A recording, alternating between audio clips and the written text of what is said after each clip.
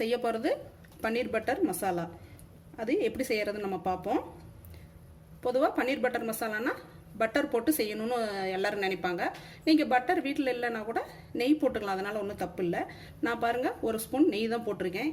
ஏன்னா இதுலேயும் நீங்கள் செஞ்சு பழகணுங்கிறதுக்காக அதை சேர்த்துருக்கேன், பார்த்துக்குங்க.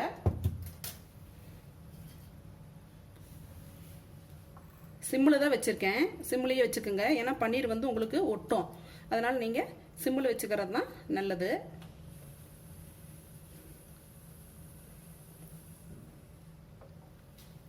ஐநூறு கிராம் பன்னீர் எடுத்துருக்கிறேன் நான்.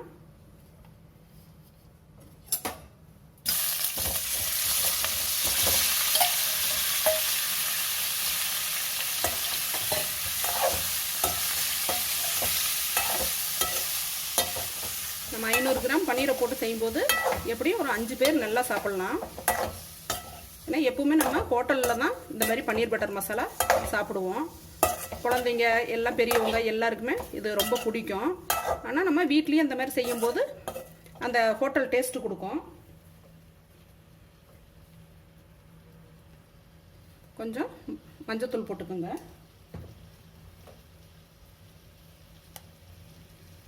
கொஞ்சம் மிளகாத்தூள்,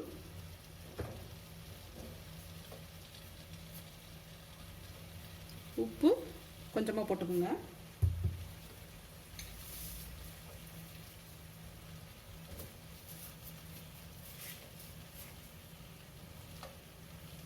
கசூரி மேத்தி கொஞ்சம் போட்டுக்குங்க. ஏன்னா இதெல்லாம் வந்து பன்னீர் பிளெயினாக இருக்கிறதுனால இதெல்லாம் சேர்க்கும்போது கொஞ்சம் நல்லா டேஸ்ட்டை கொடுக்கும், அதுக்காக இதெல்லாம் சேர்த்துக்குங்க.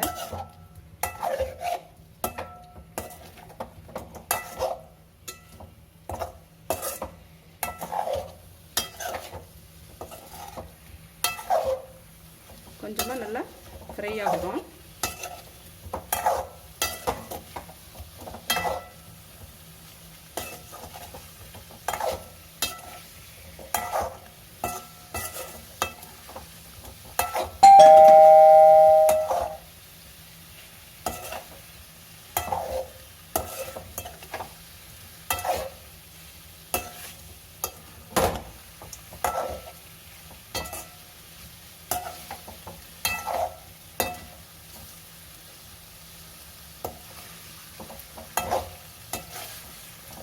லேசாக இப்படி பரட்டி விட்டிங்கனால உங்களுக்கு நல்லா ஃப்ரை ஆகிடும்.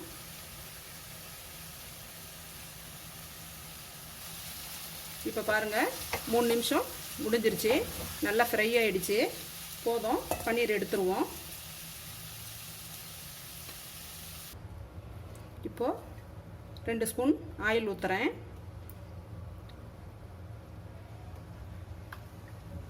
ஆயில் ஊற்றிட்டு பாருங்கள், 2 பிரிஞ்சி இலை, 2 பட்டை, 4 ஏலக்காய், 4 கிராம்பு இதெல்லாம் போட்டு நல்லா வதக்கி விட்றேன்.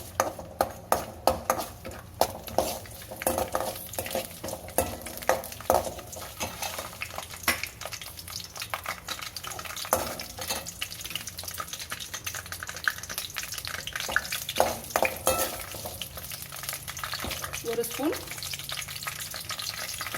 கார்லிக் பூண்டு கட் பண்ணி வச்சுருக்கிறேன், அதை இதில் சேர்க்குறேன்.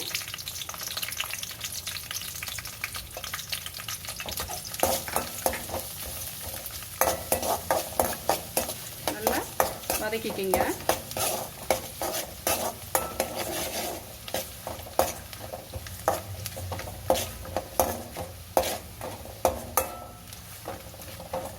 மீடியம் ஃப்ளேம்லேயே வச்சு நல்லா வதக்குங்க. ஏன்னா ஹை ஃப்ளேமில் வச்சிங்கன்னா சீக்கிரம் கருகுன மாதிரி ஆகிடும், அந்த டேஸ்ட்டு வராது. அதனால் பொதுவாக எப்போவுமே நீங்கள் மீடியம் ஃப்ளேமில் வச்சு எதையுமே ஃப்ரை பண்ணிங்கன்னா நல்ல ஒரு டேஸ்ட்டை கொடுக்கும்.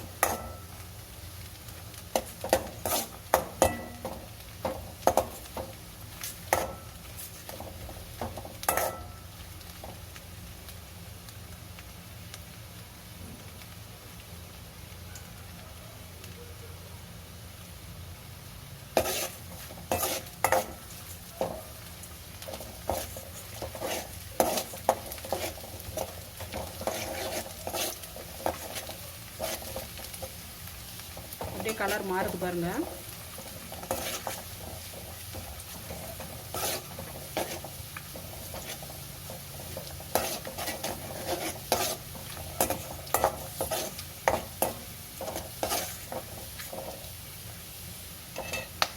இப்போ 4 பெரிய வெங்காயம் கட் பண்ணி வச்சுருக்கேன். நல்லா பொடியாக கட் பண்ணி வச்சுருக்கேன். அதையும் இதில் சேர்த்துக்குங்க. சேர்த்து இதையும் நல்லா ஃப்ரை பண்ணுங்க.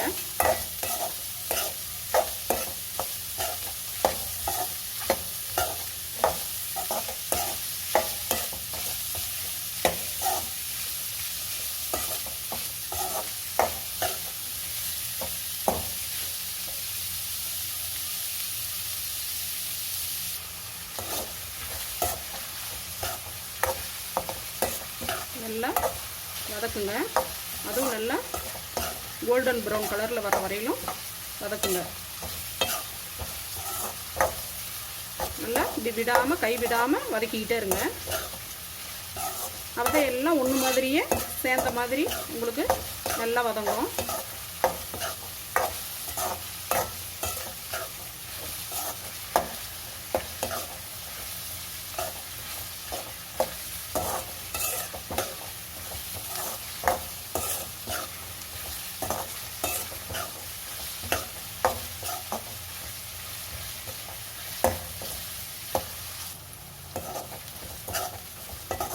பாருங்க, நல்லா வதங்கிட்டு இருக்கு.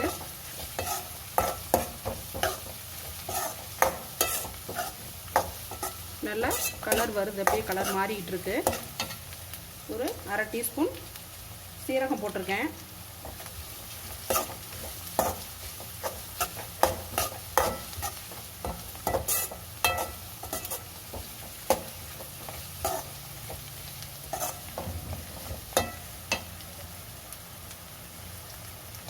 ஒரு ஸ்பூன் இஞ்சி பூண்டு பேஸ்ட் போட்டிருக்கேன். போட்டு நல்லா வதக்கி விடுங்க.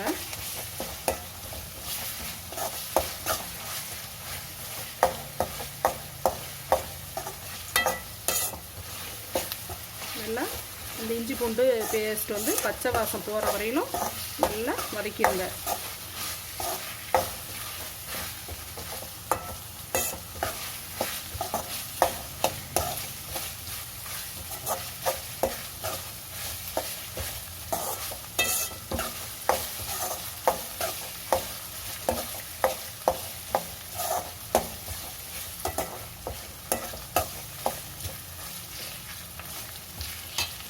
சிம்மில் வச்சுருங்க. சிம்மில் வச்சுட்டு ஒரு டீஸ்பூன் மஞ்சள்தூள் போட்டிருக்கேன்.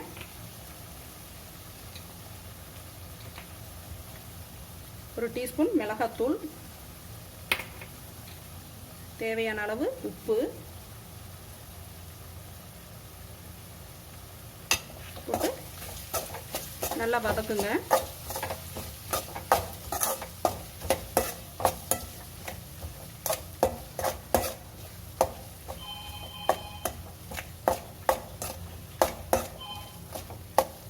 சிம்மில் வச்சு நல்லா வதக்குங்க.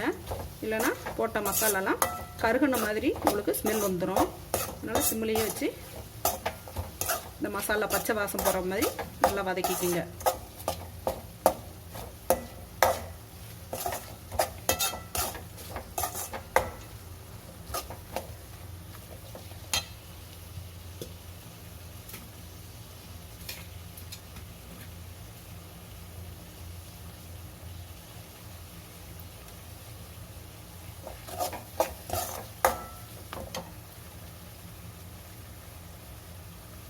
நாலு தக்காளி போட்டு பேஸ்ட் பண்ணியிருக்கேன்.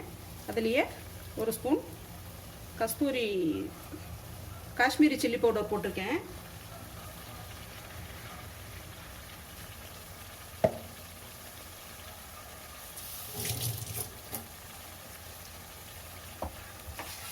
காஷ்மீரி சில்லி பவுடர் எதுக்கு போட்டிருக்கிறேன்னா உங்களுக்கு நல்லா இந்த கலர் வரும். ஏன்னா ஹோட்டல் ஸ்டைலில் நம்ம செய்யறதுனால உங்களுக்கு நல்லா கலர் வரும். எல்லாருக்குமே ரொம்ப பிடிக்கும். அதுக்காக நீங்கள் ஒரு ஸ்பூன் சேர்த்துக்குங்க.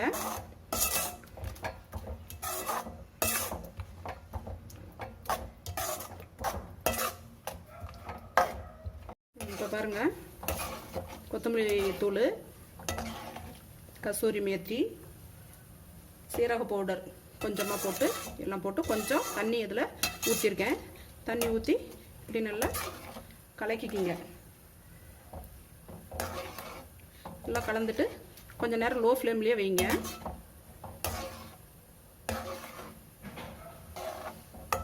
நல்லா இப்படி நல்லா எல்லாம் ஒன்று சேர்கிற மாதிரி கலக்கிற வரலும் லோ ஃப்ளேமில் வைங்க.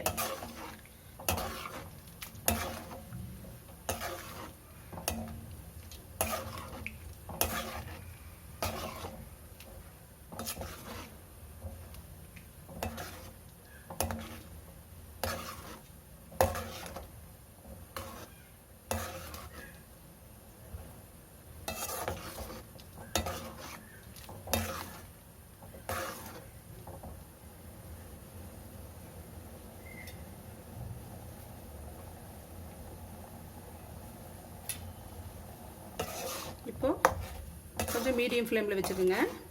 மீடியம் ஃப்ளேமில் வச்சு லைட்டாக கொதி வரட்டும்.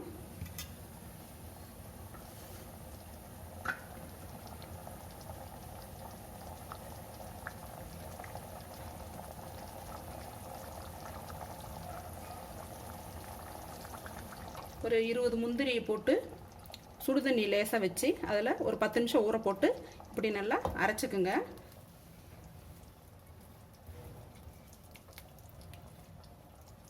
அரைச்சி இதில் சேர்த்துக்குங்க.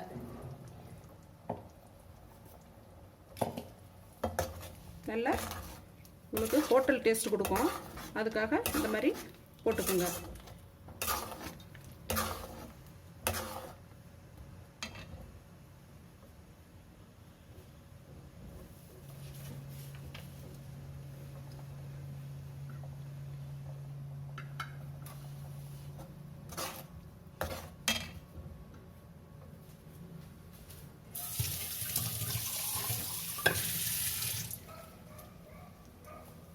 கொஞ்சமாக தண்ணி மிக்ஸ் பண்ணிக்கிங்க.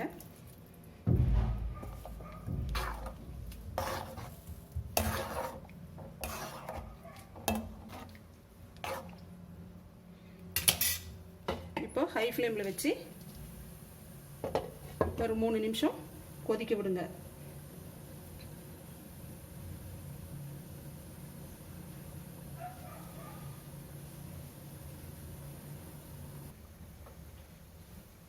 இப்போ பாருங்கள் 3 நிமிஷம் ஆயிடுச்சு.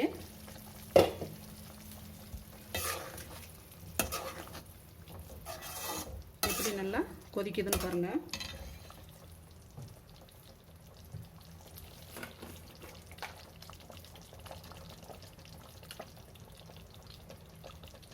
இப்போ கொஞ்சமாக கரம் மசாலா ஒரு 1/4 டீஸ்பூன் போட்டிருக்கேன்.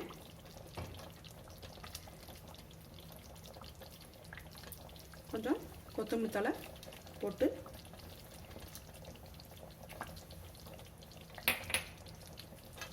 எல்லாத்தையும் மிக்ஸ் பண்ணி விடுங்க.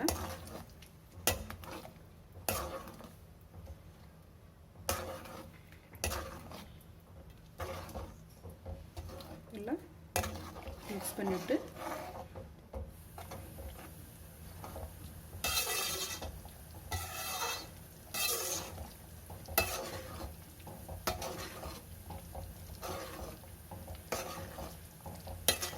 நல்லா மிக்ஸ் பண்ணியாச்சு. இப்போ நம்ம ஃப்ரை பண்ணி வச்சிருக்கிற பன்னீரை இதில் சேர்க்கலாம்.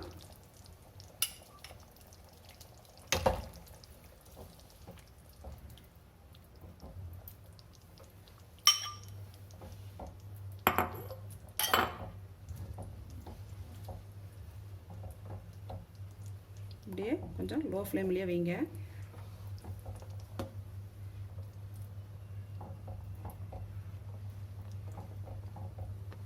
பன்னீர் ஃப்ரை பண்ணும்போது சும்மா லேசாக உடையிற மாதிரி இருந்தாலும் நீங்கள் ஒன்றும் பயப்படாதீங்க. ஏன்னா உங்களுக்கு உடைஞ்சாலுமே உங்களுக்கு கிரேவியில் போடும்போது உங்களுக்கு அந்த நல்லா அந்த கெட்டி வந்துடும், நல்ல டேஸ்ட்டை கொடுக்கும்.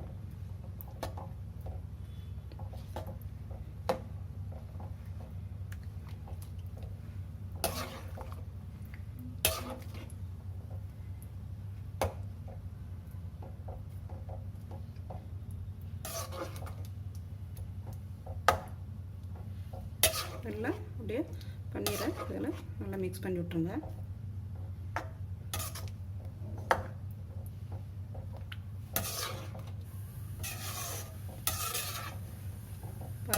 அப்படியே ஹோட்டல் கிரேவி மாதிரியே எப்படி நல்லா கலர்ஃபுல்லாக நல்லா இருக்குது.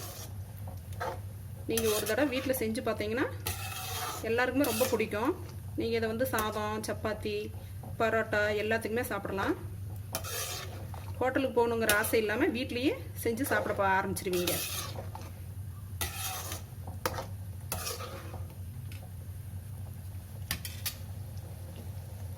ஒரு 2 நிமிஷம் சிம்மில் வச்சு இப்படி மூடி வைங்க. 2 நிமிஷம் முடிஞ்சிருச்சு. பாருங்கள் கிரேவி எப்படி இருக்குது பாருங்கள். நல்லா சூப்பராக வந்திருக்கு. பார்க்கும்போது அப்படியே சாப்பிட்லான்னு ஆசையாக இருக்குல்ல. கடைசியாக கொஞ்சமாக நான் மில்க் க்ரீம் ஊற்றுறேன். நீங்கள் இந்த மாதிரி சர்வ் பண்ணுறதுக்கு முன்னாடி இப்படி கொஞ்சம் போட்டு அப்படியே மிக்ஸ் பண்ணிக்கிங்க. நான் அமுல் க்ரீம் போட்டிருக்கேன். நீங்கள் எது வேணுனாலும் போட்டுக்கலாம். அவ்வளோதான். வீடியோ பாருங்கள். பிடிச்சிருந்தா லைக் பண்ணுங்கள், ஷேர் பண்ணுங்கள். இப்போ நம்ம பன்னீர் பட்டர் மசாலா ரெடி ஆயிடுச்சு. பாருங்கள் எவ்வளோ நல்லா அருமையாக வந்திருக்கு.